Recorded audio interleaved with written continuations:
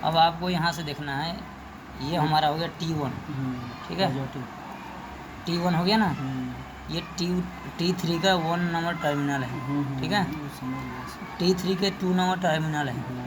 1-2 पे हम मोबाइल डाले थे कि नहीं डाले थे, डाले थे ना, और सीधे MCB में ले आए थे, हैं, और यहाँ से एक लूप करके दूसरा उसी में 3 नंबर और 4 नंबर पे दे दिए थे, जो कि हमारे ये भी इसमें 1 नंबर मार्कर लगाना था, लेकिन 1, 2, 3, 4 भी चल जाएगा, ठीक है। तो ये टीवी का ये जो है हमारा ये देखो क्या कह रहा है, 110 volt DC supply to all in N contact, all मतलब सभी न्यूट्रल कॉन्टैक्टर में जाएगा ये वायर, ठीक है। और ये कह रहा है, ये कह रहा है 110 volt DC supply from C&R panel, जो आपको जिसको आप कहते हैं रिले पैनल, ठीक है, उस रिले पैनल से इसमें आएगा, और ये जाएगा कहाँ, न्यूट्रल कॉन्टैक्टर पे जाएगा, ठीक है।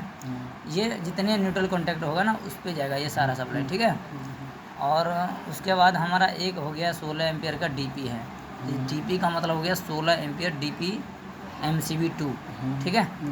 उसके बाद यहाँ से निकल रहे हैं तो हम सीधे यहाँ आ रहे हैं 10 और 11, ठीक है। 10 का मतलब होता है पॉजिटिव और 11 का मतलब होता है निगेटिव, ठीक है, समझ गए बात को। अब हम समझेंगे इसको। अब यहाँ से इसमें लूप होके आ गया, ठीक है।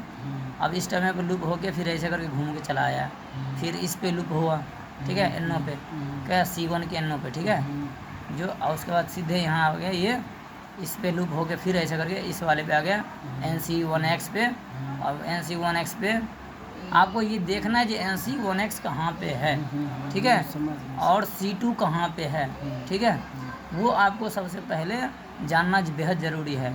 अगर ये जान गए तो जहाँ जहाँ ये चीज़ दिखाया है ना उसी सामान पे ये वायर ले जाना है, ना कि किसी और पे, समझ रहे बात को।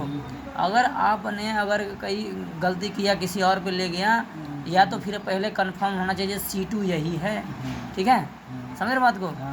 आपको कंफर्म करना है पहले जो C2 जो पैनल है, जो हमारा यही वो पैनल C2 वाले जो C2 का मतलब है दूसरा कॉन्टैक्टर, ठीक है, और NC1X का मतलब होता है जी ये भी एक कॉन्टैक्टर है, लेकिन ये X लगा हुआ है इसलिए क्योंकि ये क्लोजिंग कॉइल ट्रिपिंग कॉइल के लिए इस्तेमाल किया गया है। या इसको X लगाता है, NO NC जैसे लेना होता है ना हमको ज़्यादा, मान लो हमारे एक कॉन्टैक्टर पे 2 ही NO 2 ही NC होता है, तो उसमें ज़्यादा NC अगर होता है, किसी में 10 होता है, 5 होता है, 4 होता है, तो उसमें हम X लगा के उसमें NO बढ़ाते हैं, ठीक है, और उस NO को हम इस्तेमाल करते हैं X लगाने के बाद, ठीक है। ये याद रखना, ये बहुत ही इम्पोर्टेंट, बहुत ही महत्वपूर्ण बात है, ठीक है। तो ये चीज़ आपको ध्यान हो, जिसमें X लगा हो ना तो समझ लेना वो किसी का क्लोन है, किसी का क्लोन नहीं, किसी का क्लोन है। क्लोन का मतलब समझते हो, जुड़वा है किसी का, समझ रहे बात को। मान लो कि कोई मैन इसका होगा बाप, समझ लो, उसका ये बेटा हो गया, काम वही करेगा जो बाप करेगा वही बेटा करेगा। लेकिन तो वही बात होता है, जो मतलब मान लो हमारा C1 जो है ना, इसमें अगर X लगा देंगे तो समझना ये C1 का ये दूसरा क्लोन भाई है, समझ रहे बात को, या बाप बेटा मान लो, जो भी भाई मानो या बाप बेटा मानो, ठीक है, तो ये सेम हो जाएगा, ठीक है। मान लो कई होता है ना जो मतलब हम भाई इस तरह से बातें करना पड़ रहा है क्योंकि आपको समझाने के लिए। मान लो बाप ने बच्चे को पैदा करता है तो सेम बापे के शक्ल पे हो जाता है ना, तो इसीलिए उसमें X लगता है एक्स्ट्रा, जो भाई ये इसका मतलब क्लोन हो जाता है ये, ठीक है। तो उससे ये पता चलता है कि ये और ये जो है ना दोनों एक ही है, ठीक है। देखो ये है ना, तो ये इसका NO लिया है, यहाँ इसका NC लिया है, तो ये चीज़ आपको बेहद ज़रूरी है जानना। और NC1 का मतलब होता है ये न्यूट्रल कॉन्टैक्टर जो है ना हमारा, ये वाली है, ये वाली क्लोजिंग वाला और ट्रिपिंग वाले का है। तो ये वाली वायर जो है ना हमारा, इसका वायर हम छोड़ रखे हैं टर्मिनल पे, नहीं लेके गए नीचे, समझ रहे बात को। तो अब ये हमारा क्या है, जो देखो ये NC1X जो है ना हमारा इसका है, इसका है, इसका है, तो इसका जो भी NO NC लिए हैं इसी के ऊपर लिए हैं, ठीक है।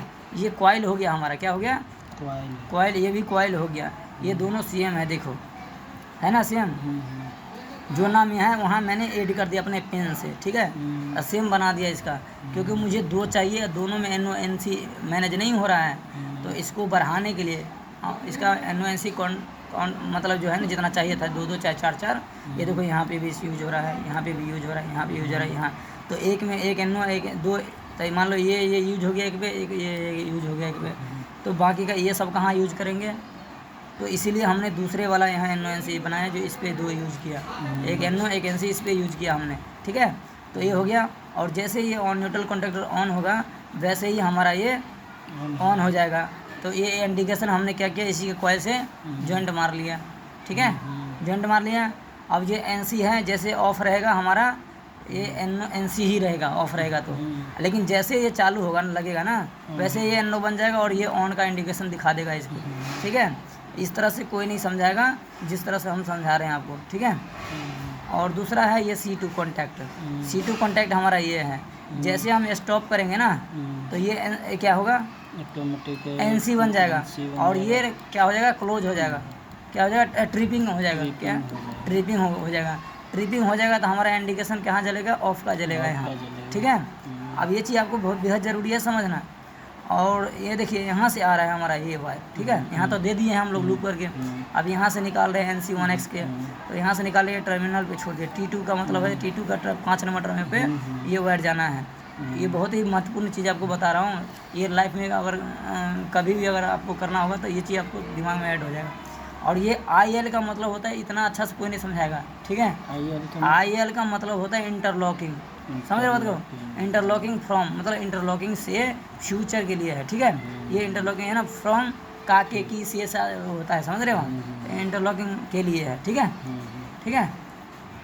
तो ये इंटरलॉकिंग के लिए ये पॉइंट यहाँ से छोड़ दिया जाता है। उसके बाद फिर हम दूसरे टर्मिनल से यहाँ से बाहर से निकालते हैं, ठीक है, और हम एक ले गए यहाँ पे T1 के 3 नंबर पे, ठीक है, और एक ले गए T1 के 3 नंबर पे ले गए ना, और ये T1 के जो यहाँ 18, यहाँ 19, यहाँ 18 है, तो हम या तो 18 मानेंगे या तो 19 मानेंगे, तो हमने 18 मान लिया इसको, ठीक है। तो 18 माना, यहाँ से निकाला, एक यहाँ पे लिया, यहाँ से लूप करके हम सीधे डोर पे डाल दिए, जो हम मेरा स्टार्ट स्टॉप पुश बटन लगेगा तो मैंने वहाँ दे दिया, ठीक है, स्टार्ट पुश बटन दे दिया।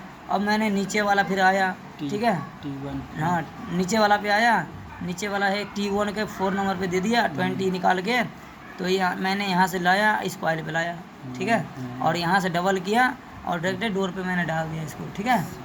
समझ गए, समझ रहे हैं ना बात को, जान गए, इतना अच्छा से नहीं कोई समझाएगा, वो समझ गया, ये फ्यूचर के लिए है, हाँ फ्यूचर के लिए है, कोई दिक्कत नहीं। हाँ तो अब आपको समझ में आ गया। ये C1 हो गया 53D, 53D का मतलब होता है क्या, क्या होता है, 53D का मतलब है कि वो कॉइल पे लिखा है ऐसे नहीं, 53D का मतलब ये क्या है, 53 है, ये D है ना, है ये चीज़ होता है 53D, ये 53 है यहाँ, और D है मतलब यहाँ पे एक ABCD लिखा होता है साइड में, मैं दिखा रहा हूँ आपको।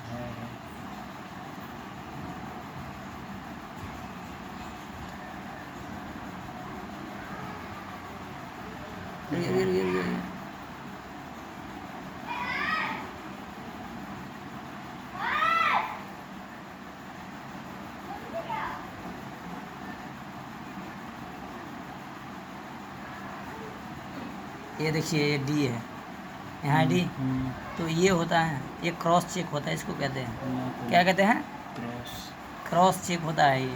ये क्रॉसिंग जिसको आ गया ना वही मैन वायरमैन होता है। ये मैंने किसी को आज तक ये चीज़ नहीं मतलब जो है मतलब इतना डिटेल में बताने का मतलब फुर्सत में बताना, क्योंकि इतने फुर्सत में कोई नहीं बता, क्योंकि कोई रहता नहीं, क्योंकि काम का टेंशन होता है सबका, तो आपको सिर्फ ये बताएगा ये वायर यहाँ से डाल दो, समझ रहे बात को, ये कह सकता है, लेकिन आपको मतलब उस समय तो ये रहता है जो भाई किसी तरह काम करवाना है, ठीक है, या करना है, तो ये होता है। अब जैसे यहाँ आए तो आपको इतना चीज़ मैं बता रहा हूँ, ठीक है, तो ये सब चीज़ जानना जरूरी है। सेम उसी तरह ये है, समझ रहे बात को, बस वही चीज़ है, बस यहाँ पे ऑटो मैनुअल ले लिया है, टाइमर पे दे दिया है, ठीक है, समझे। अब आपको क्या चाहिए।